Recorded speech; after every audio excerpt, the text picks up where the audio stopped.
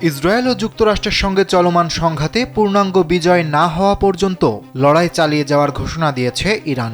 দেশটির সামরিক বাহিনীর পক্ষ থেকে জানানো হয়েছে, যতদিন না বিজয় নিশ্চিত হচ্ছে ততদিন এই যুদ্ধ থামবে না। মঙ্গলবার ইরানের সশস্ত্র বাহিনীর শীর্ষ কমান্ডের একজন মুখপাত্র এই ঘোষণা দেন।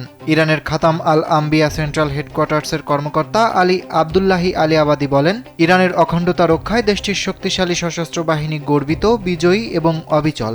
পূর্ণাঙ্গ বিজয় অর্জিত না হওয়া পর্যন্ত এই পথ চলা অব্যাহত থাকবে। তবে পূর্ণাঙ্গ বিজয় বলতে ঠিক কী বোঝানো হয়েছে সে বিষয়ে স্পষ্ট কোনো ব্যাখ্যা দেননি তিনি। বিশ্লেষকদের মতে,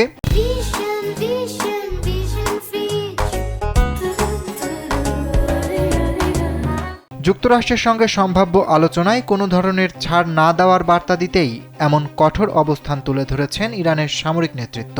এদিকে যুদ্ধের 25তম দিনেও পাল্টাপাল্টি হামলা অব্যাহত রয়েছে। ইরানের সামরিক বাহিনী ইসরায়েল ও যুক্তরাষ্ট্রের সামরিক ঘাঁটি এবং স্থাপনাকে লক্ষ্য করে হামলা চালাচ্ছে। অন্যদিকে ইসরায়েলও জানিয়েছে তারা ইরানের সরকারি স্থাপনা ও সামরিক অবকাঠামো লক্ষ্য করে আঘাত হেনেছে। ইরানি সংবাদ মাধ্যমের দাবি, মঙ্গলবার ইসরায়েল ও যুক্তরাষ্ট্রের হামলায় ইরানের দুটি গ্যাস স্থাপনা ও একটি পাইপলাইন আংশিক ক্ষতিগ্রস্ত হয়েছে।